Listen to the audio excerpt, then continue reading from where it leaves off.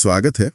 आज हम एक बहुत ही आम पर गहरी कश्मकश पर बात कर रहे हैं। हाँ, वो वाली जब मन का एक हिस्सा कहता है जाने दो, पर दूसरा उसे पकड़ के बैठ जाता है। बिल्कुल, वो यादें, वो गलतियां, शायद कुछ रिश्ते भी जो अब सिर्फ तकलीफ देते हैं। सवाल यही है कि मतलब हम ऐसा बोझ क्यों ढोते रहते हैं जिसका अब कोई फायदा नहीं। देखिए, जो सोर्स हमने देखे वो बताते हैं कि ये सिर्फ विल पावर, मतलब इच्छा शक्ति की बात नहीं है। अच्छा। हाँ, ये लेट गो करना, चीजों को जाने देना, ये एक भावनात्मक प्रोसेस है, एक कला कह सकते हैं हम। हाँ, सलाह तो बहुत मिलती है, आगे बढ़ो, भूल जाओ। बिल्कुल, पर करना कैसे है ये समझना काफी मुश्किल हो सकता है।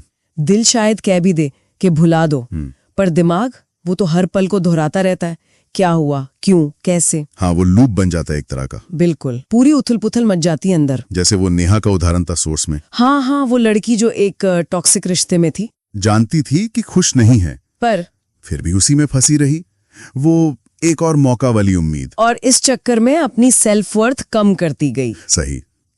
ये दिखाता है कि कभी कभी हम सिर्फ आदत के मारे या शायद एक झूठे कंफर्ट जोन की वजह से। हाँ, कंफर्ट जोन। क्या वो सच में कंफर्ट है या बस एक जाना पहचाना दर्द। बहुत अच्छी बात कही। और देखिए, लेट गो का मतलब हार मान लेना नहीं है। नहीं, बल्कि ये खुद को उस लड़ाई से आजाद करना है जो हमें आगे बढ़ने से रोक रही है। अच्छा, मतलब अपने लिए एक नया रास्ता खोलना। हाँ, स्वतंत्रता का, शांति का। पर ये समझना जरूरी है, ये कोई बटन नहीं है कि दबाया और हो गया। हाँ, ये तो है। ये एक अभ्यास है, लगातार करना पड़ता है, धीरज के साथ, जैसे मेडिटेशन होता है ना। बिल्कुल। और इसी से जुड़ा है वो नकारात्मकता का जाल तोड़ना। हाँ, सोर्स ये भी बताते हैं कि कैसे हम अक्सर खुद के ही सबसे बड़े आलोचक बन जाते हैं। बिल्कुल, वो अंदर की आवाज। एक छोटी सी गलती हो जाए और महीनों तक खुद को कोसते रहते हैं, तुम काफी अच्छे नहीं हो, तुमसे नहीं होगा। हाँ, और सोर्स में राहुल का जिक्र था, वो टैलेंटेड ग्राफिक डिजाइनर। हाँ, एक क्लाइंट ने डिजाइन रिजेक्ट कर दिया और बस उसके मन में वही आवाज गूंजने लगी, तुम काफी अच्छे नहीं हो। ये इनर क्रिटिक जैसा सोर्स इसे कहते हैं। ये धीरे धीरे हमारा आत्मविश्वास खा जाता है। ये लगभग हम सबके अंदर है, लगातार जज करता है, तुलना करता है, कमियां गिनाता है। और नतीजा, हम मौके छोड़ने लगते हैं। हाँ, खुद पर शक करने लगते हैं, अपनी ही काबिलियत से डरने लगते हैं असल में। और ये नेगेटिव विचार, ये तो एक के बाद एक आते हैं ना, जैसे एक स्पाइरल। बिल्कुल, एक दूसरे को खींचते हैं और गहरे और गहरे, जब तक कि हम एक मानसिक जेल में कैद न महसूस करने लगे। सही कहा, अदृश्य दीवारें पर बोझ बहुत भारी। तो इसका हल क्या है? सोर्स कुछ बताते हैं? हाँ, कुछ तकनीकों का जिक्र है, जैसे सेल्फ टॉक और सेल्फ डिस्टेंसिंग। सेल्फ डिस्टेंसिंग मतलब खुद से दूरी बनाना। हाँ, एक तरह से जब हम अपनी भावनाओं या विचारों को जैसे किसी तीसरे इंसान के नजरिए से देखते हैं। अच्छा। जैसे मुझे दुख हो रहा है की बजाय ये सोचना कि उसे दुख हो रहा है। सोर्स बताते हैं कि ऐसा करने से दिमाग का जो भावनात्मक हिस्सा है वो कम एक्टिव होता है और जो लॉजिक वाला हिस्सा है वो ज्यादा एक्टिव हो जाता है। तो हम स्थिति को ज्यादा साफ तरीके से देख पाते हैं, कम भावुक होकर। ये दिलचस्प है, मतलब खुद को थोड़ा बाहर निकाल कर देखना। बिल्कुल। और सेल्फ टॉक, वो क्या है? बस अच्छी बातें बोलना खुद से नहीं, सिर्फ पॉजिटिव अफर्मेशन नहीं। सोर्स कहते हैं कि इसमें खुद से हमदर्दी और समझदारी से बात करना शामिल है, जैसे किसी दोस्त से करते हैं। हाँ बिल्कुल, अपनी फीलिंग्स को मानना, पर उन्हें चुनौती भी देना अगर वो बेकार या बहुत ज्यादा नेगेटिव लगे। मतलब ये मानना कि दर्द महसूस होना ठीक है, पर ये हमारी पूरी सच्चाई नहीं है। हाँ, और इसे बदला जा सकता है, ये समझना ही पहला कदम है। सोर्स में एक तुलना भी थी है ना, पुराने कपड़ों वाली। हाँ, जैसे हम पुराने कपड़े छोड़ देते हैं जो फिट नहीं होते, वैसे ही पुरानी नुकसान देने वाली सोच और दुख क्यों नहीं छोड़ सकते। सही बात है, टूटे हुए विचारों को पकड़े रहने से तो हम और टूटते हैं। बिल्कुल, उन्हें जाने देने से ही धीरे धीरे जुड़ने की प्रक्रिया शुरू होती है। तो कुल मिलाकर सार यही है कि ये लेट गो करना, ये एक कला है, एक हुनर है। जिसे सीखना पड़ता है लगातार अभ्यास से। हाँ, ये उस बोझ को उतारने का रास्ता है जो हमें रोकता है, उस नेगेटिव सेल्फ टॉक को शांत करने का तरीका है। बिल्कुल, ये खुद से दोबारा दोस्ती करने जैसा है, एक नई हल्की शुरुआत। और सोर्स हमें एक सोचने वाली बात पर छोड़ते हैं। हाँ, वो आखिर में कि हर किसी की जिंदगी में वो पल आता है जब अपने इमोशनल बैगेज को देखना पड़ता है और तय करना पड़ता है कि इसे ढोते रहना है या छोड़ देना है। सही। और असली सवाल ये नहीं कि वो पल कब आता है, क्योंकि वो आता जरूर है। तो फिर सवाल क्या है? सवाल ये है कि जब वो पल आता है तो क्या हम सच में तैयार हैं उस बोझ से आजादी पाने के लिए, अपनी शांति वापस पाने के लिए? क्या हम वो लेट गो करने का अभ्यास शुरू करने को तैयार हैं? हाँ जी। और ये अंश जो है ये खास तौर पर फोकस करते हैं नेगेटिव सोच पर, परफेक्शनिज्म पर। हाँ, मतलब वो हर चीज बिल्कुल सही करने की चाहत। बिल्कुल। और इनसे जो डर पैदा होता है उस पर भी। हाँ, और साथ ही ग्रोथ माइंडसेट की बात है इसमें, मतलब विकास वाली सोच। हाँ, और कैसे मनोवैज्ञानिक रूप से पुरानी बातों को जाने दें, छोड़ें। तो देखते हैं इन विचारों में हमारे लिए क्या खास है। बिल्कुल। एक पॉइंट बड़ा दिलचस्प लगा मुझे, वो जो हमारे अंदर की आवाज होती है ना, हाँ, जो कहती है अरे तुम फेल हो जाओगे। तो इसमें कहा है कि इस आवाज को बस एक संभावना समझो, सच नहीं। अच्छा। और उसको जवाब दो कि हाँ शायद हो जाऊं, पर मैं कोशिश तो करूंगा। ये अच्छा है। मतलब डर से अपना रिश्ता बदलना। हाँ, पहला कदम। सही कहा। और इसी से जुड़ा है परफेक्शनिज्म। किताब कहती है ये डर का ही एक रूप है। अच्छा, किस तरह का डर? जजमेंट का डर, मतलब लोग क्या कहेंगे, फेल होने का डर। हाँ, वो बचपन वाली पेंटिंग का उदाहरण दिया ना, जब हम बच्चे थे बस रंग भरते थे। हाँ, कोई फिक्र नहीं, कोई डर नहीं। हाँ, बड़े होकर वो लोग क्या सोचेंगे वाला डर आ जाता है। और ये आजकल शायद बढ़ भी गया है, जैसे सोशल मीडिया पर सब इतना परफेक्ट दिखता है। हाँ बिल्कुल, वो जो फिल्टर्ड दुनिया दिखाते हैं, जिसे क्यूरेटेड रियलिटी कहा है इसमें, हाँ, उसे देखकर फिर वो तुलना, नेगेटिविटी बढ़ जाती है, क्योंकि वो पूरी सच्चाई तो है नहीं, बस एक चमकाया हुआ हिस्सा है। तो इससे निपटे कैसे? तरीका सुझाया है इसमें, खुद को स्वीकार करना, कमियों के साथ, अपनी जो सोच हमें रोकती है उसे चैलेंज करना, और सबसे जरूरी खुद पर थोड़ी नरमी बरतना, दयालु होना अपने लिए। ये छोटी छोटी रोज की कोशिशें, जैसे वो एक लाइन कही है ना, हाँ, कि जब मन कहे तुम काफी नहीं हो तो मुस्कुराकर जवाब देना। हाँ, याद आया। शायद मैं परफेक्ट नहीं हूं, पर मैं सीख रही हूं, मैं संभल रही हूं और मैं आगे बढ़ रही हूं। हाँ, इसे कहा है कि ये असली आजादी की तरफ पहला कदम है। बिल्कुल। और यहीं से बात आती है ग्रोथ माइंडसेट की। हाँ, ग्रोथ माइंडसेट, ये क्या है असल में? इसका मतलब है अपने कंफर्ट जोन, वो जो आराम का दायरा है, उससे बाहर निकलना। क्योंकि असली ग्रोथ तो वहीं होती है जहां थोड़ी मुश्किल हो, चुनौती हो। हाँ, खुद को ऐसे नहीं देखना कि मैं तो बस इतना ही हूं, बल्कि ये देखना कि मुझ में कितनी संभावनाएं हैं। इसमें दीपक की कहानी का जिक्र है। वो अंग्रेजी बोलने से डरता था। हाँ, और उसने रोज शीशे के सामने 5 मिनट प्रैक्टिस की और फिर टेडेक्स स्पीकर बना। ये दिखाता है कि काबिलियत वो मेहनत से बनती है, पैदाइशी नहीं होती। सही कहा। मतलब डर लग रहा है, फिर भी कोशिश करते रहो। जैसे बच्चा चलना सीखता है, गिरता है, उठता है। हाँ, हार नहीं मानता। ये सोचना कि मैं तो ऐसा ही हूं या मुझसे नहीं होगा, ये हमें बांध देता है। नई चीज सीखते समय शुरू में मुश्किल होती है, चाहे गिटार हो या कोडिंग। बिल्कुल, वो सीखने का हिस्सा है, फेलियर नहीं। इसी से जुड़ा एक अभ्यास भी बताया है, ब्रेन डंपिंग। हाँ, मतलब दिमाग का बोझ हल्का करना। रोज रात को जो भी परेशान करने वाली बातें हैं, डर, कोई गिल्ट, पछतावा, उन्हें एक नोटबुक में लिख देना। हाँ, कहते हैं इससे दिमाग में जगह बनती है नई सोच के लिए। ये अच्छी टेक्निक है। तो ग्रोथ माइंडसेट अपनाना मतलब रोज का एक फैसला है। खुद को जज मत करो, मौके दो और प्रोसेस पर भरोसा रखो। जब कोई मुश्किल आए तो पूछो, मैं इससे क्या सीख सकती हूँ। ये याद रखना जरूरी है कि हम जो आज हैं वो फाइनल नहीं है, ग्रोथ तो चलती रहती है, एक लाइफस्टाइल की तरह। हाँ, और ये जो लगातार विकास की बात है, ये हमें किताब के एक और अहम हिस्से पर लाती है। हाँ, वो मनोवैज्ञानिक रणनीतियां, पुरानी बातों को जाने देने के लिए, खासकर वो अनदेखे जख्म, वो पहचान जो हमें रोकती है।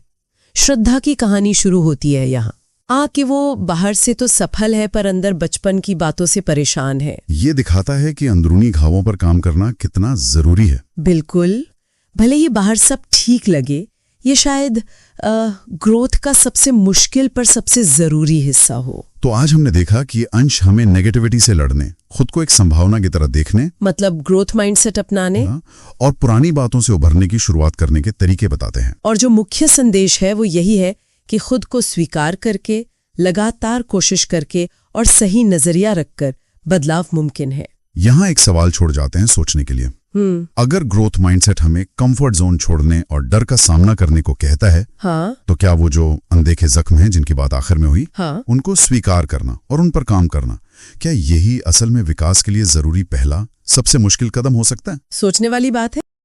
अतीत के भावनात्मक बोझ और वो जो नकारात्मक सोच होती है ना, उससे निपटने के तरीके बताते हैं। मतलब कई बार ये हमारी पहचान का हिस्सा ही बन जाते हैं। अक्सर होता क्या है कि जिंदगी में हम ऊपर से तो आगे बढ़ जाते हैं, पर पुराने दर्द, पुराने अनुभव वो कहीं ना कहीं हमारे फैसलों पर, रिश्तों पर असर डालते रहते हैं। तो आज का मकसद है इन गहरी जड़ों को समझना और इनसे आजाद होने के रास्ते क्या हैं, ये देखना।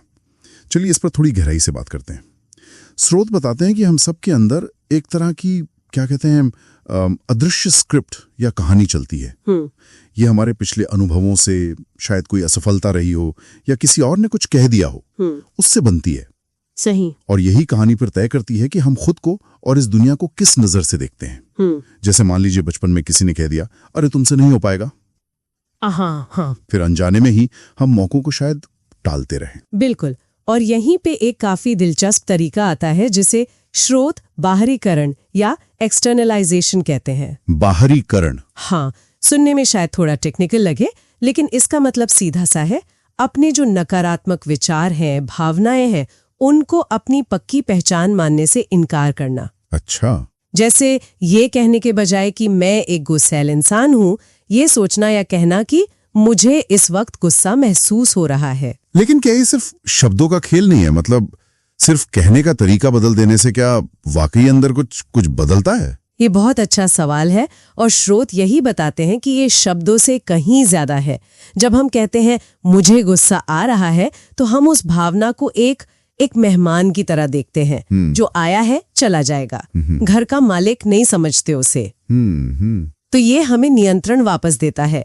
स्रोत में उस छात्र का उदाहरण भी है जो परीक्षा की चिंता को अपनी चिंता कहने लगा, ये नहीं कि मैं ही चिंता करने वाला हूँ। अच्छा। और इस छोटे से बदलाव ने उसे अपनी चिंता को समझने और संभालने में मदद की।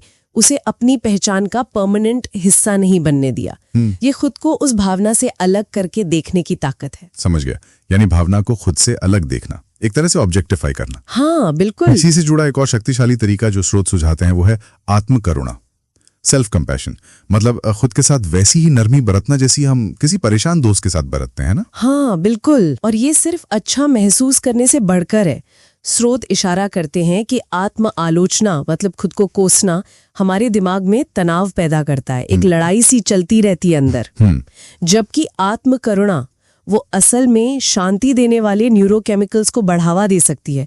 तो जब हम गलती करने पर खुद से कहते हैं कोई बात नहीं, इंसान है, हो जाता है, तो हम असल में अपने अंदरूनी युद्ध को शांत कर रहे होते हैं। सही बात है। दूसरों के लिए हमदर्दी दिखाना फिर भी आसान होता है कई बार, पर खुद के लिए यही करना ज्यादा जरूरी और असरदार है। ये तो हुई अंदरूनी बातचीत की बात, लेकिन स्रोत उन बाहरी चोटों पर भी ध्यान दिलाते हैं, जैसे दिल टूटना या भरोसे का टूटना। हाँ। खासकर तब जब हमें क्लोजर ना मिला हो, मतलब ठीक पता ही ना हो कि रिश्ता खत्म क्यों हुआ। वो रोहित वाली कहानी याद आती है। ब्रेकअप के बाद बाहर से तो वो ठीक था, नई नौकरी, दोस्त सब, पर अंदर से वो वहीं अटका हुआ था। उसे वो क्यों नहीं मिला था। और ऐसी स्थिति में क्षमा, फॉरगिवनेस एक बहुत बड़ा टूल बन जाता है। क्षमा? हाँ। स्रोत साफ करते हैं कि क्षमा का मतलब ये नहीं कि जो हुआ वो सही था या हम उसे भूल गए। बिल्कुल नहीं।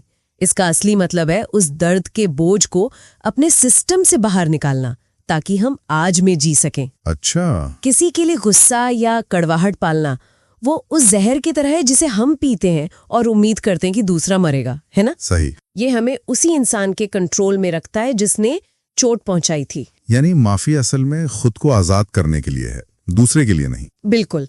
और इसी के साथ दृष्टिकोण बदलना या पर्सपेक्टिव टेकिंग भी मदद करता है। वो कैसे?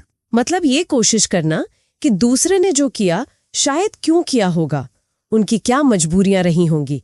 इसका मकसद उन्हें सही ठहराना नहीं है, बिल्कुल नहीं, बल्कि अपनी कड़वाहट को कम करना है ताकि हम आगे बढ़ सकें। स्रोत मानसिक शांति के लिए सीमाएं, मतलब बाउंड्रीज तय करने पर भी काफी जोर देते हैं। हाँ, बहुत जरूरी। यानी अपनी भावनात्मक और मानसिक ऊर्जा की रक्षा के लिए ना कहना सीखना या जरूरी दूरी बनाना। अक्सर चोट उन्हीं रिश्तों से ज्यादा पहुंचती है जहां हमने अपनी सीमाएं वो धुंधली कर दी हों। सही कहा। सीमाएं तय करना एक तरह से खुद को ये संदेश देना है कि मेरी मानसिक शांति महत्वपूर्ण है। हाँ। ये भविष्य में होने वाली चोटों से बचाव का तरीका भी है। और हाँ, स्रोत ये भी मानते हैं कि जरूरत पड़ने पर थेरेपी लेना या जर्नलिंग करना या किसी भरोसेमंद दोस्त से दिल की बात कहना, ये सब हीलिंग प्रोसेस का अहम हिस्सा है। सही। ये कोई कमजोरी नहीं बल्कि अपनी देखभाल करने का संकेत है। और शायद सबसे मुश्किल काम पर सबसे जरूरी भी, खुद को दोष देना बंद करना। हाँ, ये बहुत जरूरी है। स्रोत याद दिलाते हैं कि हमने उस वक्त जो भी फैसले लिए वो उस वक्त की हमारी समझ और जानकारी के आधार पर लिए थे। चोट लगना, भरोसा टूटना, ये इंसान होने का हिस्सा है, किसी कमी का नहीं। और जाने देना या लेटिंग गो, ये कोई एक दिन का काम नहीं है। नहीं, बिल्कुल नहीं। ये एक लगातार चलने वाला सचेत फैसला है। हर दिन, हर पल खुद को थोड़ा और बोझ हल्का करने की इजाजत देना। तो कुल मिलाकर इन स्रोतों से ये समझ आता है कि भावनात्मक बोझ से निकलना और अपनी अंदरूनी कहानी को दोबारा लिखना, ये मुमकिन है। बिल्कुल मुमकिन है। ये एक तरह से खुद से दोबारा मिलने जैसा है, उस बोझ के हटने के बाद वाले आपसे मिलना। हाँ, कह सकते हैं। और शायद असली सवाल ये नहीं है कि हमें क्या छोड़ना है, बल्कि ये है कि हम खुद को बदलने, ठीक होने और फिर से पूरी तरह जीने की कितनी इजाजत देते हैं। और अंत में सोचने के लिए एक बात छोड़ जाते हैं। कहीं ऐसा तो नहीं कि उस पुराने दर्द या उस कहानी से चिपके रहना अब बस एक जानी पहचानी आदत बन गई है, एक कंफर्ट जोन। शायद अब वक्त आ गया है अपनी कहानी का नियंत्रण वापस लेने का, वो अध्याय बंद करने का जो रुलाता है, और एक नया पन्ना खोलने का, जहां कहानी कहने वाले आप हो, कोई मजबूर किरदार नहीं।